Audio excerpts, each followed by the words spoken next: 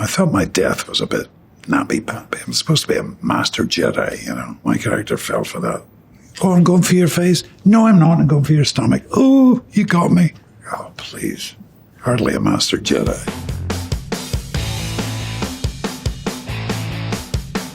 Schindler's List. I'll go along with it. It's just irritating. I can't work it out. Look. All you have to do is tell me what it's worth to you. What's a person worth? No. What's one worth to you? I had read the script sent to me by my agent. I thought it was beautiful, absolutely beautiful script of an extraordinary story. My first conversation with Stephen, I had met him before, years before, but Stephen wanted me to do a little screen test with him. He was the camera operator. I had prepared a couple of things from the script. The whole thing might have lasted maybe 40 minutes, 45 minutes.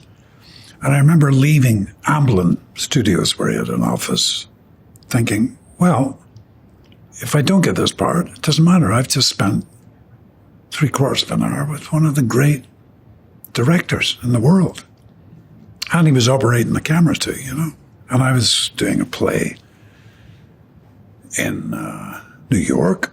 I was focused on that and, you know, kind of forgot about this little screen test I'd done. Yeah, Stephen offered me the part and I was kind of shocked. And it was to start photography after I wrapped the play. So I remember wrapping the play and I think it was early March. 24 hours later, 36 hours, I was out in Poland, in Krakow, which is where we were going to shoot the film, you know. I had read the book, Schindler's Ark, by Thomas Keneally. I had read quite a lot over the years, stuff on the Holocaust and the Second World War. And the more I read the script, the more profound I thought that whole era was, and this murder of over 6 million people.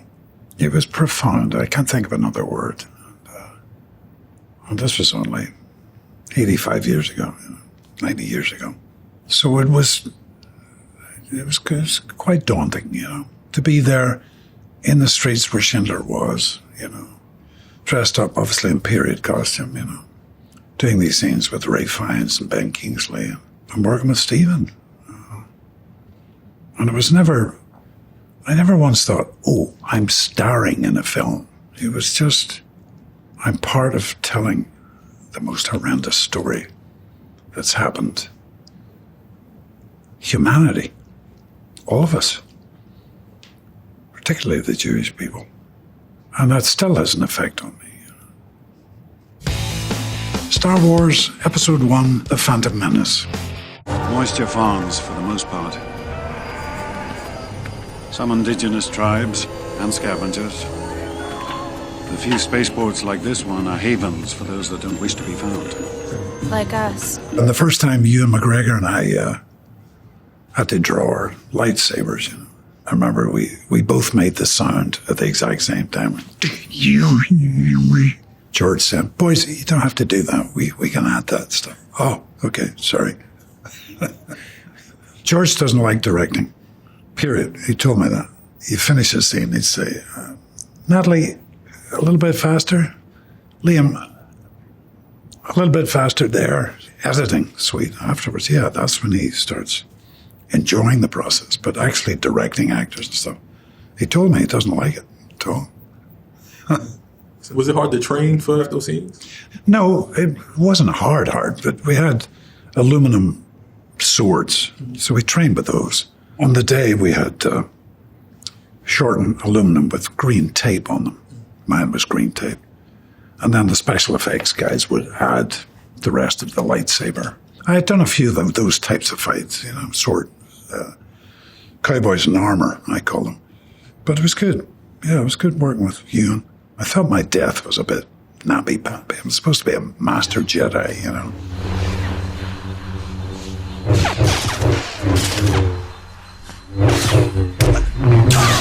character fell for that. Oh, I'm going for your face. No, I'm not. I'm going for your stomach. Oh, you got me. It's like, oh, please. Hardly a master Jedi. But still, it was great. And all the cameras, I remember, all had wires coming out of them going to guys on laptop computers and stuff. It was very strange.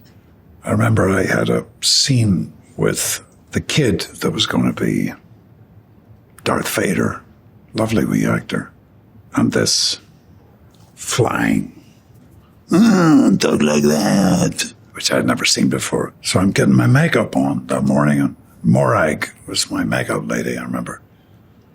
I said, Morag, this is quite a big scene. I have quite a bit of dialogue with this thing. And she said, Liam, you could be a monkey smoking a pipe. No one's going to be looking at you. They're all going to be looking at this thing, you know? Which was kind of true, you know. You actually returned to the role for the Disney series. What drew you back to the character? Oh, it was just one little scene. Obi-Wan's coming in on a camel and sort of said, Master, I've been looking for you everywhere, or something like that. And I say, I've always been here. I kind of like that. I had just one line. It was nice to recreate that. And be with Ewan after, I don't know, 18, 20 years, you know. It was sweet, yeah. There's so many branches of Star Wars now. I think it's over. Michael Collins. The alternative to this treaty is a war which nobody in this gathering can even contemplate. If the price of freedom, the price of peace, is the blackening of my name, I will gladly pay it. Well, I've known Neil for many, many years. We had done a couple of films before Michael Collins. And then Neil had a success with a film with Interview with a Vampire. Tom Cruise, Brad Pitt, and it made some money. And I think it was David Geffen, the producer, who asked Neil what he wanted to do next. And Neil said, I'd love to do this. Tell the story of Michael Collins. So David was responsible for getting Warner Brothers to invest in it. The movie took about 12, 13 years to come together because there was still a war going on in the north of Ireland. And Michael Collins was and still is a highly controversial figure in Irish politics, British politics. He died in 1922 after an ambush. He was highly controversial, not least because he's regarded as the founding father of modern-day terrorism, and that he invented a cell of 3 people, a cell of 2 people, a different cell of 4 people, each cell not knowing what the other's up to because they were very, very concerned about informers in those days. So Collins kind of invented that, you know. Taken. If you're looking for ransom, I can tell you I don't have money, but what I do have are a very particular set of skills. Skills I've acquired over a very long career. Skills that make me a nightmare for people like you. What moment did you realize Taken was going to be this cultural phenomenon? Well, I didn't. I mean, I've said it before, but when I did it, I thought this is going straight to video, this little story, which was fine. It gave me a chance to be in Paris for 6-7 weeks, doing lots of fight stuff. We shot that first one 18 years ago, I think it was. But no, I didn't imagine it would be as successful as it was. Far from it. And it was a good, tight script, don't get me wrong. The writing was wonderful, but it was really taut little script, you know. But, well, there's no but. I just was surprised. Darkman.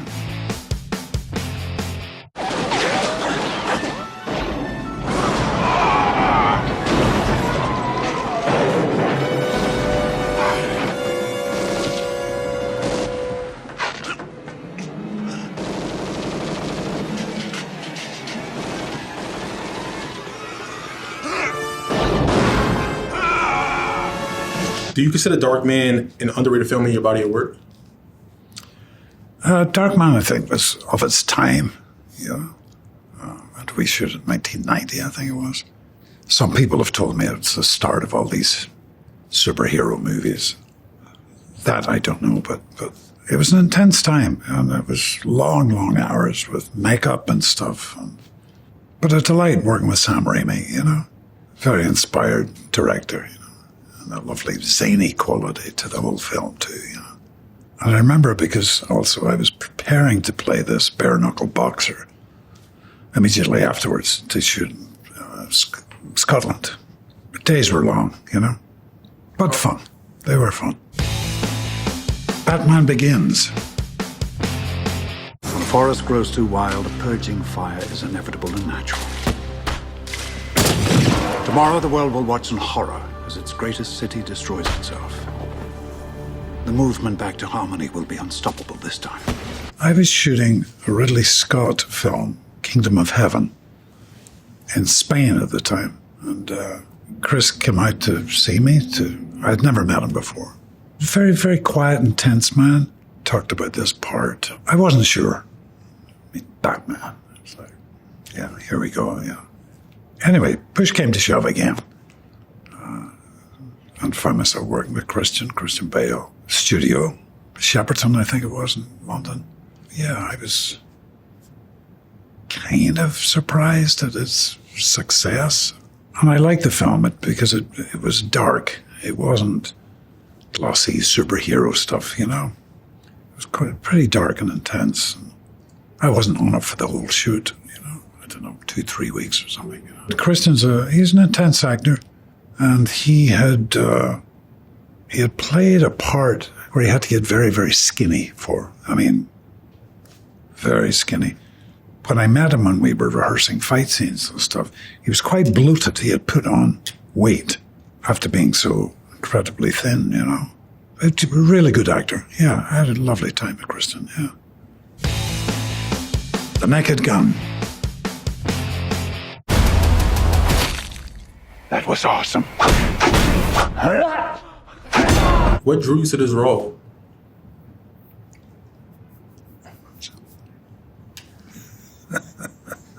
Look, I was a fan of the original films. I was. And I was very flattered and honored that Seth MacFarlane called me. And I knew Seth a little bit. Said they were going to reboot this franchise. And he was interested in me playing Frank Drebin Jr. I had no illusions about being a comedy actor at all. It was just, I liked Seth. Very, very wicked sense of humor. Very intelligent man. So I knew they would get together a good script. And the script only got better and better the more we worked on it, you know. Working with Pamela was a joy. She's become a new pal, I'm proud to say. And she's terrific in the role. She's a kind of femme fatale, but she's got all other colors attached to her too. You know? A vulnerability and a certain innocence. And I loved working with her. Absolutely loved it. GQ, thank you. Please go and see Naked Gun in theaters now. Otherwise, I will come for you, and I will find you.